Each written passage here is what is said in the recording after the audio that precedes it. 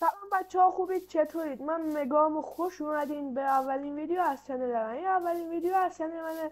با امیدوارم که خوشتون بیاد و لایک کنید و کامنت بذارید و دنبال کنید. آقا امروز اومدیم به شما آموزش بدیم که پله اتومات درست کنید. همین دیگه، پله اتومات درست کنید. بریم سراغ آموزش. آقا شما میایین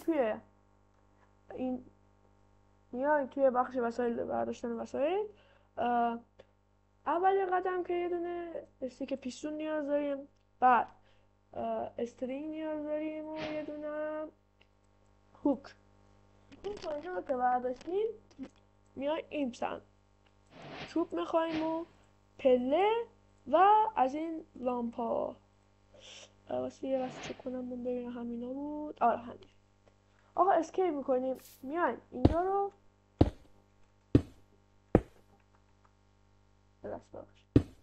اینجا رو اینطوری تا هر سطحی که خودتون میخواین ادامه بدین.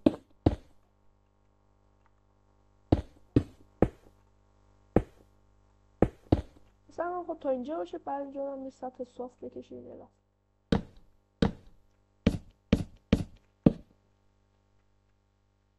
خب این از این پنیا، بعد میایم اینجا یه سطح صاف اینجا درست کنیم که هم میخوایم این طبقه باشه.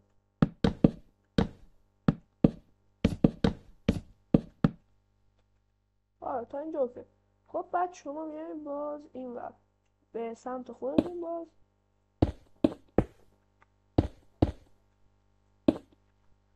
استیک پیستون میذاریم.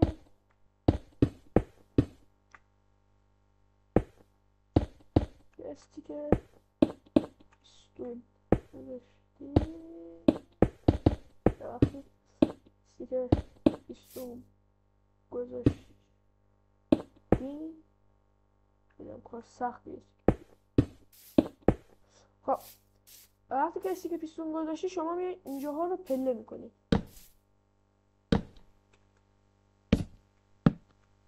به سمت خود.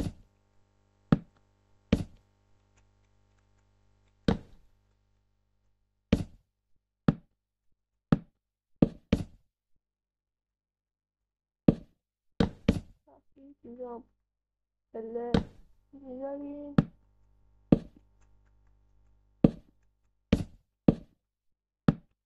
وقتی که شما اینجا رو پله گذاشتید، میایین بالاشو از این چیزا میذارید، از این لامپا میذارید.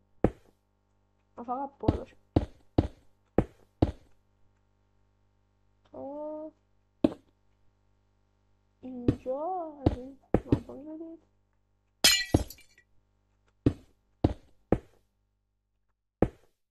وقتی که از این لامپا گذاشتید، میایین از این چیزا میذارید، از این مثل لبه از اینا میذارید.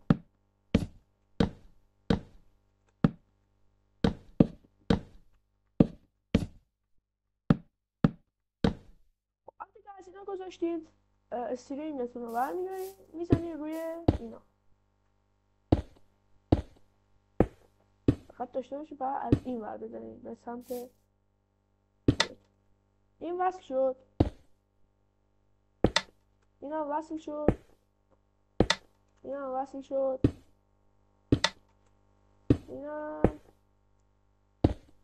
وصل. دونه دونه همینطوری اینا رو وصل میکنید.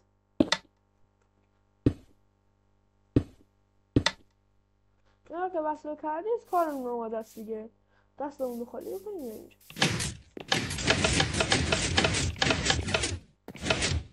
حالا از اون نما که بخوایم ببینید، پایین اومدنش اینطوری.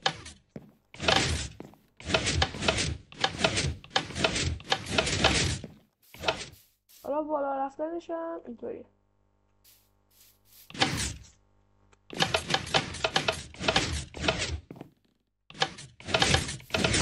افتادم پایین. امیدوارم از این آموزش خودتون اومده باشه. لایک و کامنت و دنبال یادتون نره. تا یه ویدیو دیگه. بای بای.